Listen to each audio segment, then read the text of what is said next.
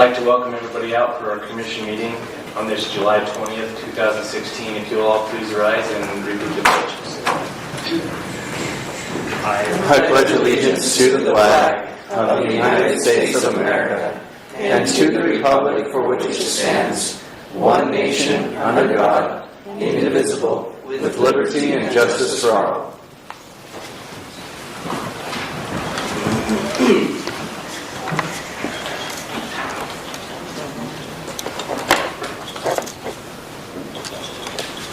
I'd like to welcome everybody out tonight. Before we get started, due to recent events throughout the country, I just want to lend my support to the officers, not only in our community but throughout our country. They provide a service at the possibly the cost of their own lives for each of us. And we're not pitting officers against other people. That's not what's going on. We need to have respect and honor those that are serving us in the various capacities, not just the law enforcement, but emergency services across our community. And I appreciate everything they do to keep us safe. As we get started, we have a presentation of a special award from Jeff Wood, Carbon County Sheriff. Jeff?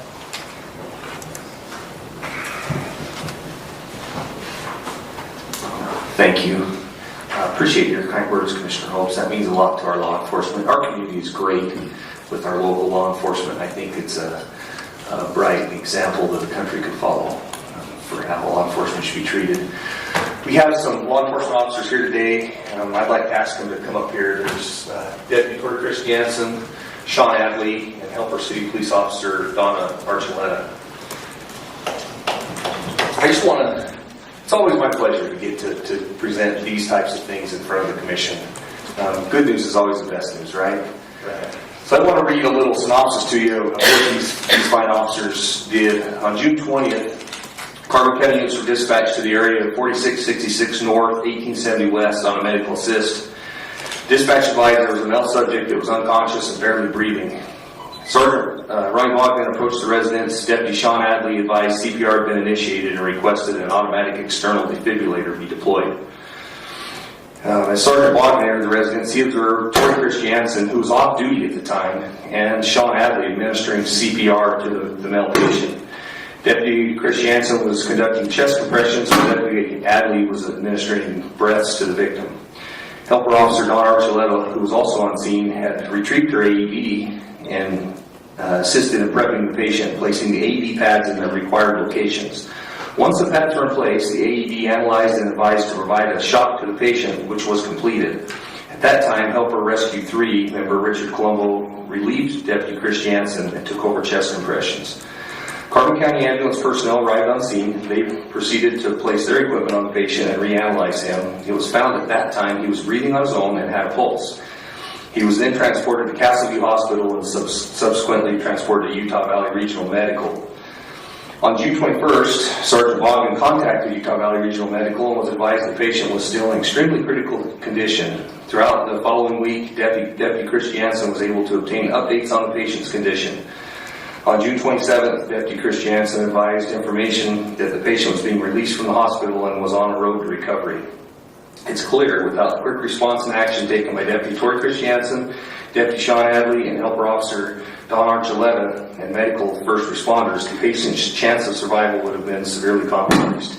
I believe these officers saved a life.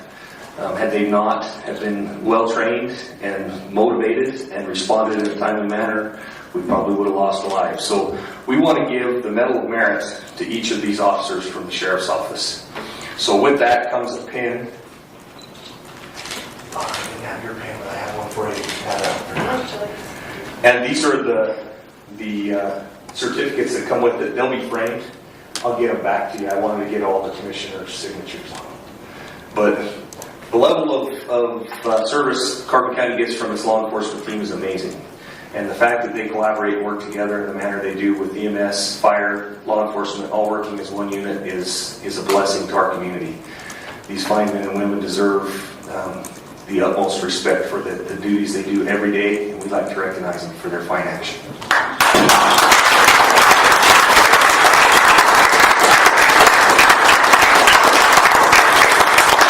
Chief Anderson, the Culver, is here. I'd like to recognize him and give him an opportunity if you'd like to speak, as well as the ambulance folks that were there that day. Thank you, Sheriff and Commissioners, for allowing us time to give credit to these officers who did a tremendous thing that day. I just would like to thank Helper City Officer Don Archuleta, Tori, Sean, Ronnie, Rescue 3, and the ambulance for doing such a great job that day. There's a couple factors that went into play. Just to reiterate on what the Sheriff said, one was training, have the right tools, and teamwork. And it's so impressive that we have such a good, cohesive law enforcement community. It doesn't matter what color shirt you wear, we all work together and we've all got each other's back. So, thank you. This isn't the first time that these guys have stepped up to the plate and been the first ones on scene and did what they were trained to do, and we really appreciate it. Truly, in the bazillion years that I've been doing this, which is a lot, you guys really did save this guy's life. If you had not stepped up to the plate and done what you were trained to do, he really wouldn't be alive today. He's here now to spend more time with his family. So I personally would just like to say thank you to him, thank you from the ambulance scratch. Sorry, I'm hungry. I may be grumpy there, but I am hungry.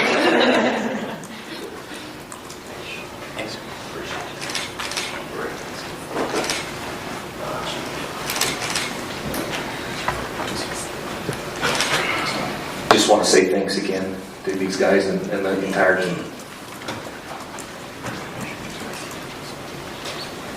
Thank you so much for all that you do. Next on the agenda is approval of minutes. Commissioner, we have 2 sets of minutes. We'll go with the May 4th set of minutes first. Commissioner Holmes, in reading through those minutes, I didn't catch anything that stood out to me as a significant change that needed. Did you view anything that needed change? No. I'd make the motion that we approve those minutes.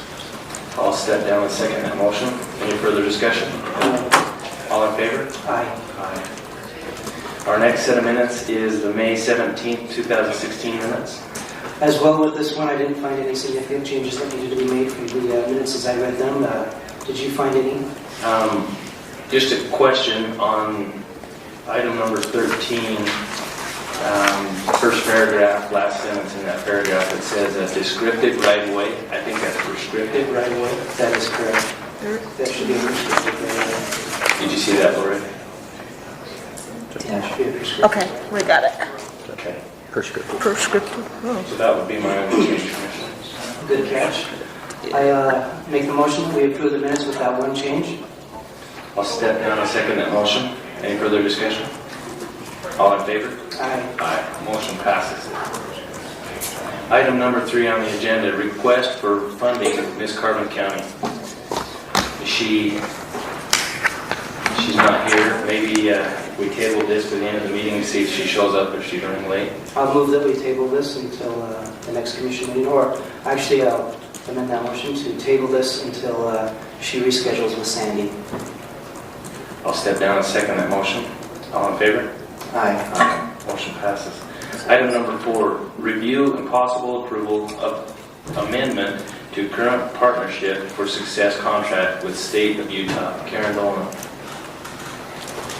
I'd also like to take a minute and say that our law enforcement is amazing. We have crisis workers around the clock that are involved in really dangerous mental health emergencies, and we can always count on law enforcement to back us up and to always be professional. So thank you for what you said, and I really am so grateful for our local law enforcement.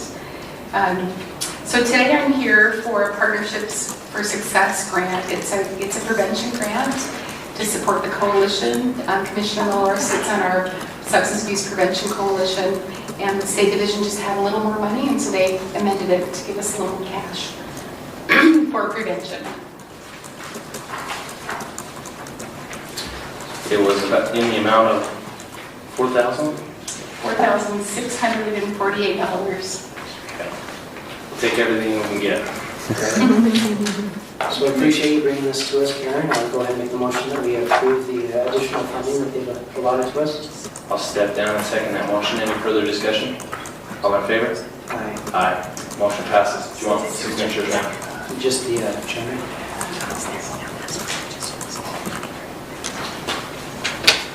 Commissioners, I reviewed that amendment also, Your Honor, and it doesn't affect any of the provisions of the contract. It's emailed to all of them, so. Thank you.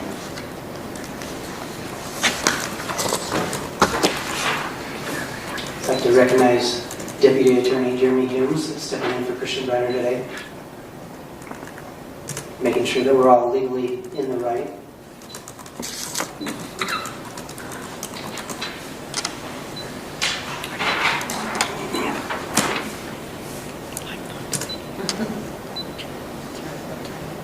Couple of signatures, you should be pleased. There's a bunch today. Thank you. Thank you, Karen.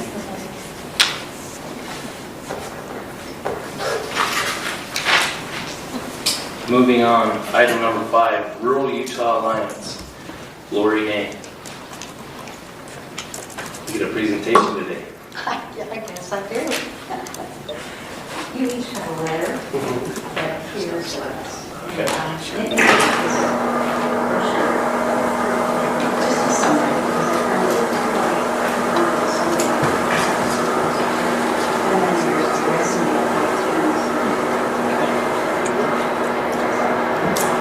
And if you're mind, when you come up to the mic, mention your name for the record, then also repeat what's in the back. Thank you.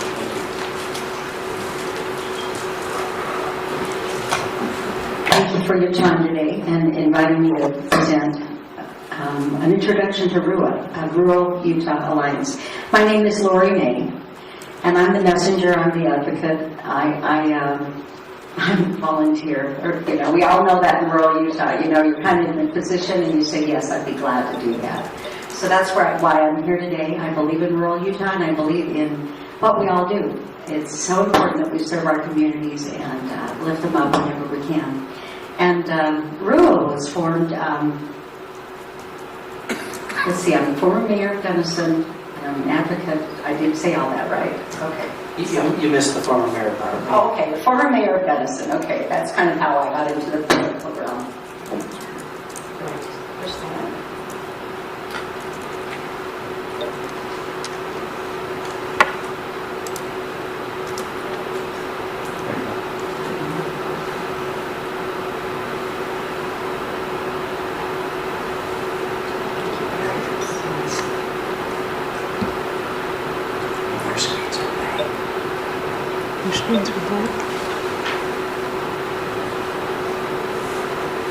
Doesn't say you. Is it black? Push the button. Yeah, the screen monitors are on. The screen's blank. Did you change it to the podium? You should see that. All right, Rural Utah Alliance is very new, and you might have heard a little bit about it, but it was really given birth in the 2016 legislature. The Rural Utah Alliance is a nonprofit 501c3 Utah-based corporation whose purpose is to represent, advocate for, and address the concerns of rural counties in the state of Utah. It's a pretty broad mandate, but the organizing, the counties that join, the member counties will determine exactly what that statement means, which is the really great part of this whole thing. Our mission, we at RUA endeavor to work collaboratively with state and county officials to represent the interests and needs of Utah's rural counties and their residents. We seek to ensure that the county's interests are properly advanced, be it through litigation, legislation, or administrative proceedings. we provide 5 main things. This is kind of the premise that started everything and is the expectation at this point. A consulting hotline, so to speak, a quick and immediate counsel. So I found that as mayor that I use that quite a bit with my counsel, Peter Sturba, who will be the attorney in here. Having CUCF in your town, the big state, you know, sometimes there were emergencies that we had to deal with things in a way that I needed that quick hotline. And I think you'll find that to be very helpful. Number 2, a resource for information, a clearinghouse for the CFR. Now the CFR is the Code of Federal Regulations. It's to help keep commissioners up to date on relevant issues. I told you earlier that RUA was formed in the 2016 legislature. One of my really good friends and people I really admire, Senator Okerlund, he's always got rural Utah and supporting us in all kinds of ventures. And so when I asked him now, why did you go to bat for RUA? And why did you put it on the line and take so much time? And, you know, why did it matter to you?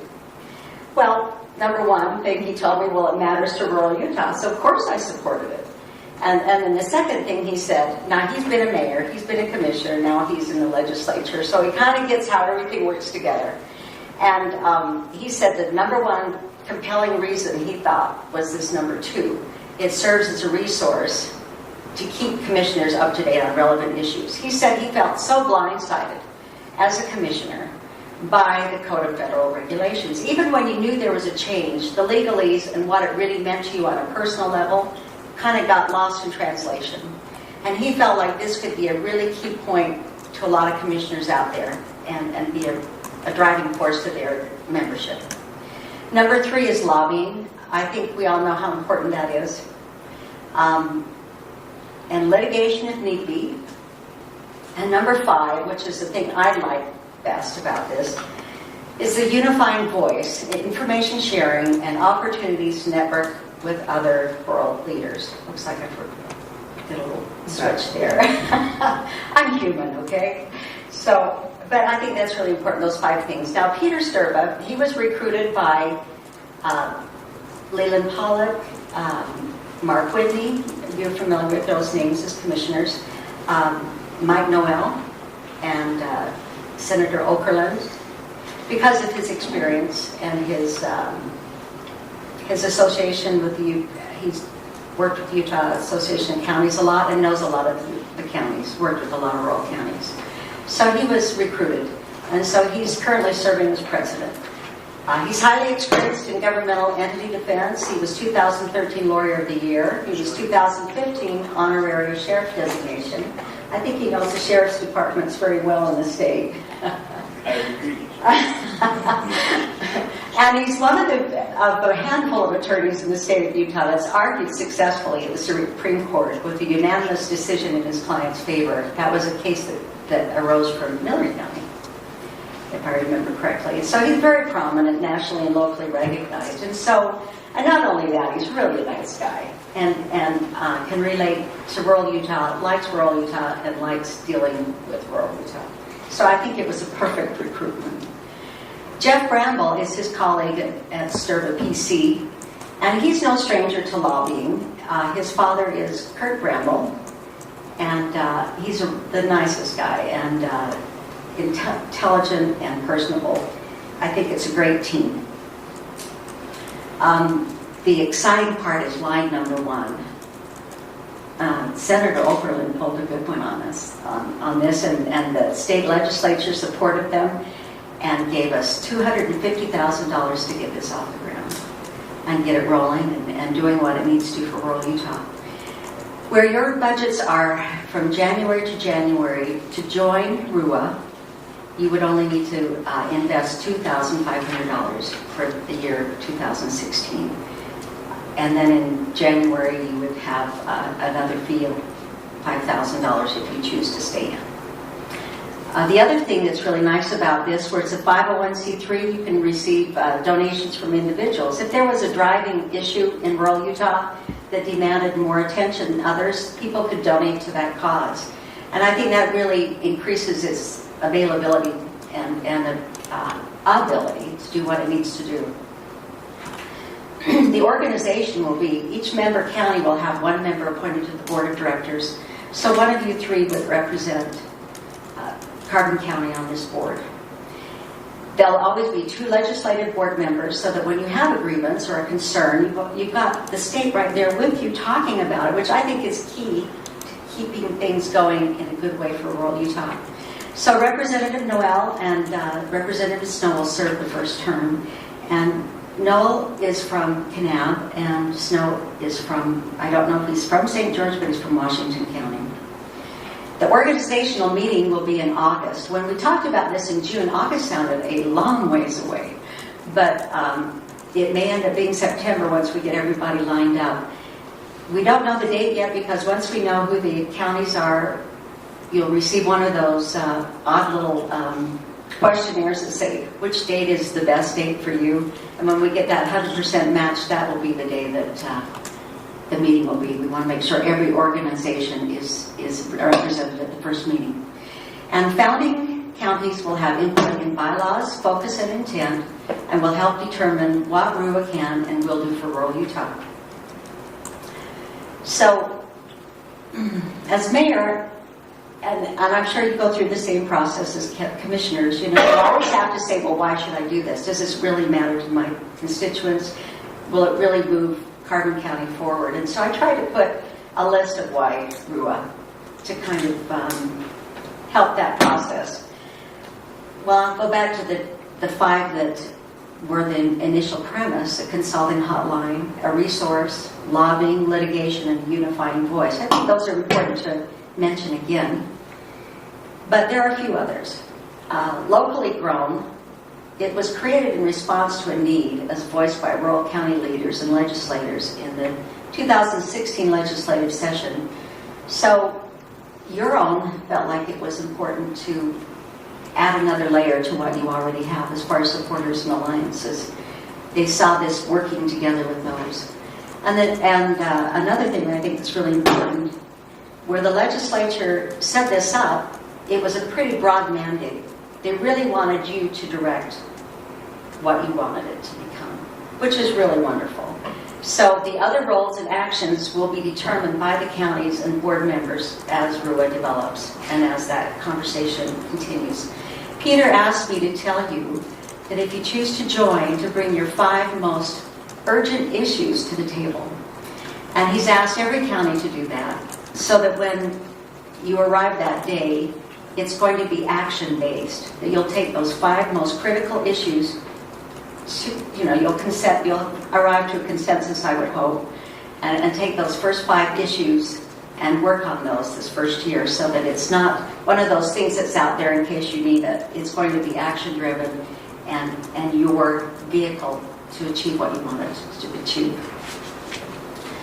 In addition, RUA may also, depending upon what your board determines, but I can really see it help even the playing field with other NGOs. I threw in another acronym, I'm sorry. Non-governmental organizations like SUA or anything else that's a nonprofit that works on top of or instead of government. But I was just thinking about the Bears Ears initiative, and I was talking to my daughter, Amy Ney. She does KUTV on the weekends. And so once in a while I get in there into their shop, and I'm talking to Brian Valahi and Amy and talking about, now how can we get more information out there on the news about rural Utah and all the great things we're doing, and some of the positions and ideas that we have, how can we get those voiced better?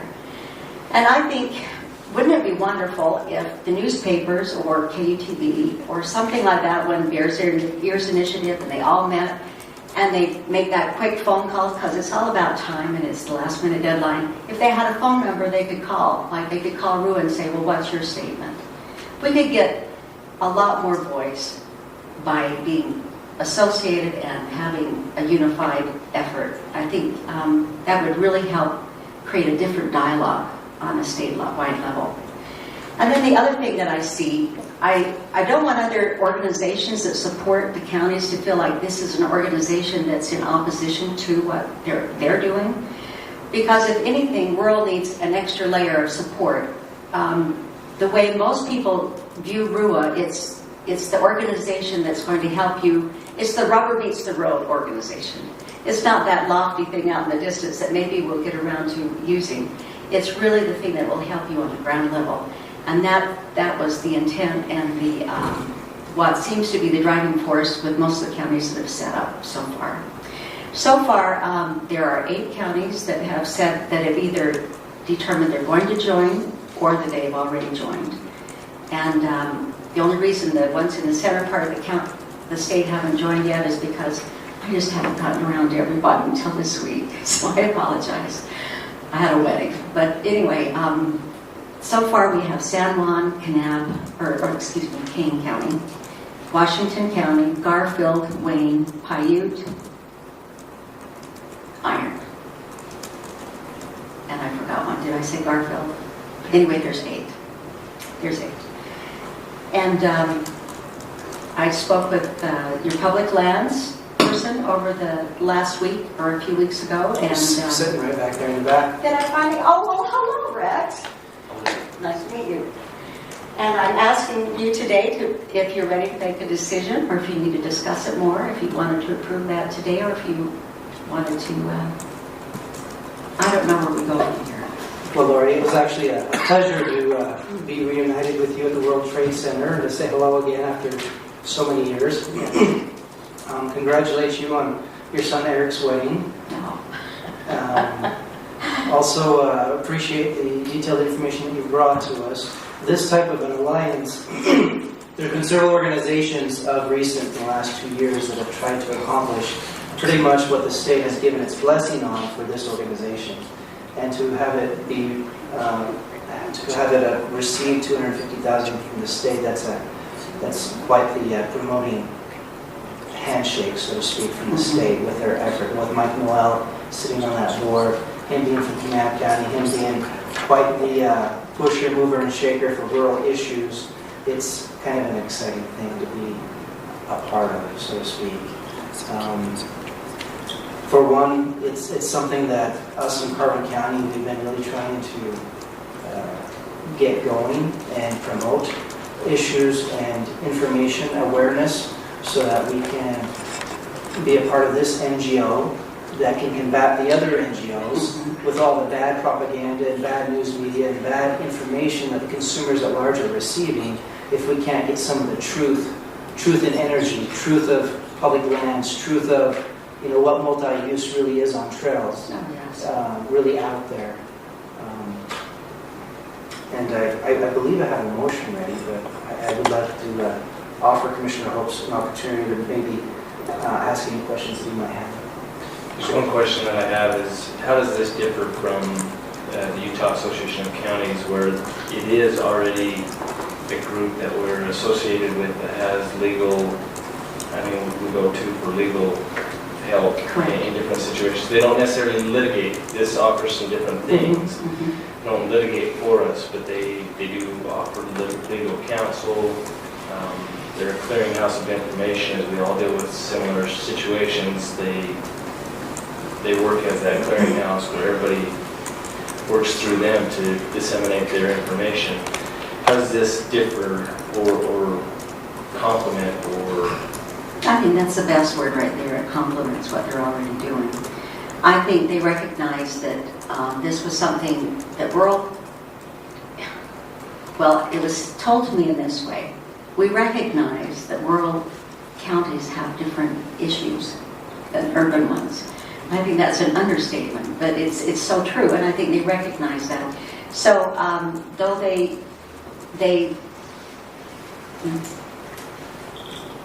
So I think I could probably add a little something to that right there. All right. I mean, how often in the Utah Association of Counties are we,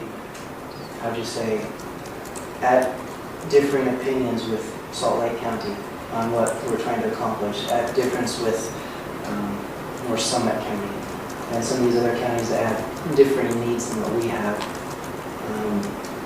This being our Rural Utah Alliance, we can really push the rural Utah issues, which are different from the state issues at large.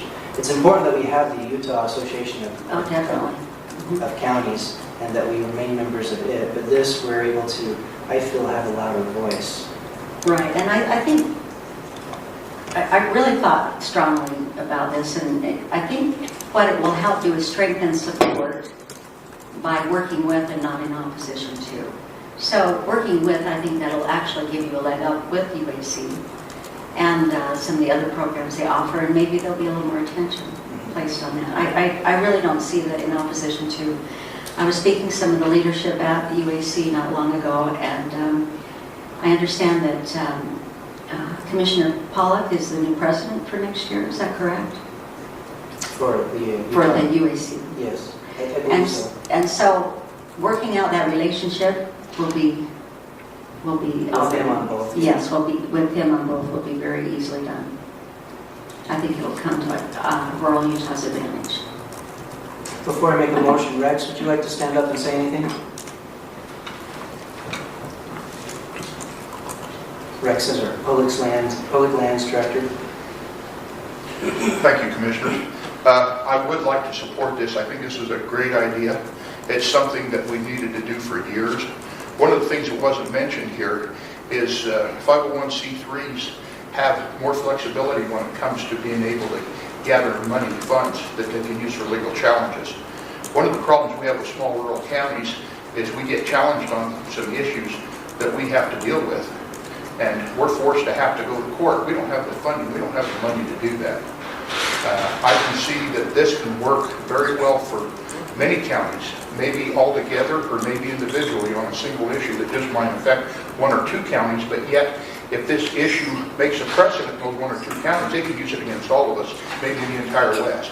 And we have an opportunity to go out, these people can go out and they can have fundraisers, they can do things, and they can take that money and use it to help us litigate on things where they're filing, not we're filing using their money, but they're filing on our behalf, joining as interveners, or actually maybe leading a process and filing. The other thing they have the opportunity to do is maybe collect some of that EJA money that Congress seems so willing to want to throw back in the face of these NGOs. Well, now we got our own to do that. Yes, maybe we can get some of that. And a lot of people don't realize how much money that these NGOs has taken. Just with using the Endangered Species Act over the last 7 years, they picked up over $3 billion of taxpayer money just challenging. And that's pretty easy for them to get because they've been working on settlements, which is completely against the act. But all they have to do is file a protest or actually nominate a species. And at that time, the Bureau of Fish and Wildlife Service has 90 days to do an evaluation, which basically when they throw in 23,000 species at them at one time and they give them 90 days to do an evaluation, it's impossible. Then they go back to the court and they collect their money individually on each one of these that they didn't make the 90-day evaluation on. And that's how they've been doing this. So it's pretty easy to make a lot of money. And it's one of the main funding factors that has made these groups so powerful and hard for us to deal with. You know, when I was just in a conversation with it, I sit on the Department of Utah Workforce Services Board, and there's another gal that sits on that board as a voting member who belongs to a government agency, a state agency. And she, from Salt Lake, was asking me questions about Carbon County and why we don't use that $53 million that was allocated for the port project just to build schools or something different, and why we don't allow, why we don't think that turning all of San Juan County into a monument would be a good idea. And I mean, people just don't understand our issues. They're not educated on what's really going on. They don't understand the decisions that are being made and how they affect us here. And so this is a real opportunity, as you mentioned, to receive funding to put out good information and to oppose those people who are putting out bad information. A way to defend ourselves and our constituents. We need to protect this culture and this lifestyle we have for our children and our grandchildren, and we're running out of ways to do that. I really like the concept and what's proposed here. Before you make your motion, I'm just wondering where out of our budget this will come from. if you've already done some research on that. Yeah, I believe that the most appropriate place for this would be the commission's miscellaneous fund that we do have. At least the 2,500 available to use. So with that, I'll go ahead and make the motion that we become members, that we participate, and that we fund it with the 2016 request of 2,500. I'll step down and second that motion. All in favor? Aye. Aye. Motion passes. Thank you. Thank you, Lori, It's been a pleasure to work with you. for driving out here and helping us with this. Thank you. Best wishes. Thank you, Rex, for your comments.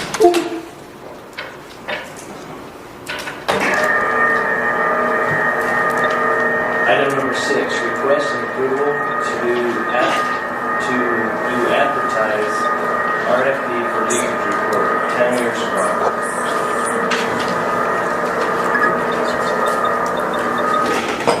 I'm Mayor Sprague, Economic Development Director for Carbon County. As we had pulled together the Economic Development Committee, you know that we have decided to have some subcommittees, and one of that subcommittee is to put together a 5, 10, and 20-year strategic plan for economic development in the county, which of course we will include the cities as we do that. Part of that is that between now and the first 5 years is to figure out what our immediate needs are, and then from 5 years on would be our long-term needs. So currently, what jobs do we have and what jobs do we need to bring into the area specifically? Supporting local businesses that are already here, focusing on specific needs to be able to create a larger growth within the county, and kind of decide what we want to be when we grow up down the road is the main purpose of the first 5 years. So the first step, those we have to really have a strong understanding of what we have here.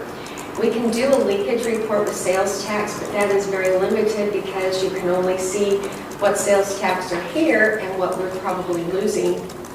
But there's a lot of areas that we're missing where businesses don't have to pay sales tax, or where, such as medical, where people go over the mountain for certain services is one example.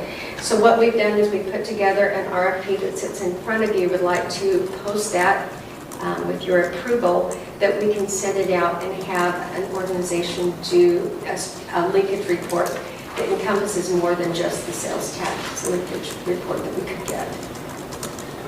Any questions? Commissioner Miller, do you have any questions? Do you, you're going to submit this and advertise and publish it. Are you going to specifically seek out individuals that you think would be qualified for this as well?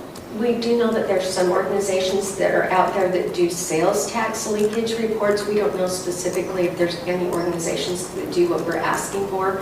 So yes, we will submit to the ones that we know that have some of that experience. We are asking for some of the things that they've done before that we can see. We want to know that what they say that they're going to be doing and in the time frame and the amount of money they're going to charge is reasonable.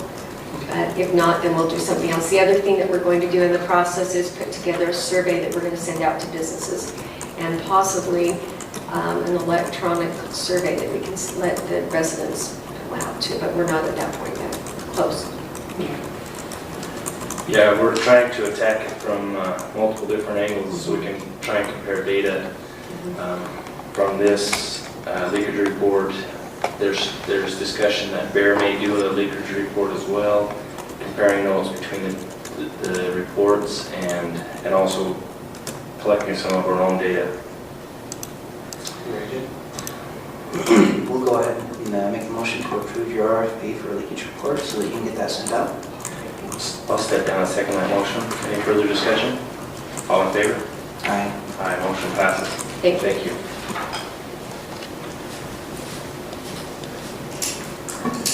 Item number 7, appointment of safety committee members. Don Johnson, Carbon County Safety Director.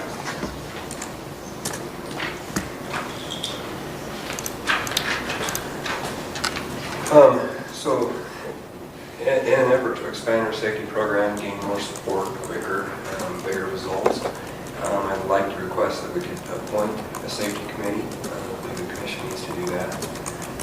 There's some names that I suggested. I don't know how you guys feel about those. This committee will be used to expand the safety program. It will also provide an additional means of communication from the employee to management. Different ideas. We have a lot of very talented people here, and it will be a really good idea. I personally am okay with everybody on your list except for the one that we discussed and I talked to Commissioner Miller about. My feelings are that Frank Gorey is extremely busy. However, I would like his office represented, and so in his place, I would suggest Corey Jensen. Great. I'd also like to iterate that the formation of this committee will assist in your efforts of getting us further discounts with our insurance. Yeah, they do go hand in hand. That's on a 3 to 5 year program right now. We're doing great with that. I'd like to see that continue. So to kind of get that up and going and become more robust and to, how would you say, strengthen your efforts for safety across the county. I will go ahead and make the motion that we form this safety committee and that we extend invitations to the people we have on our list. First being Rose Barnes, Micah Morelli, Chris Rowley, Kent Jones, Erica Vogernick, and Corey Jensen. I'll step down and second that motion. Any further discussion? All in favor? Aye. Aye. Looks like they just got appointed. Thank you. Thanks for all your work that you do on the safety program. We've already started seeing the benefits, and people are starting to buy in. I've heard lots of good comments.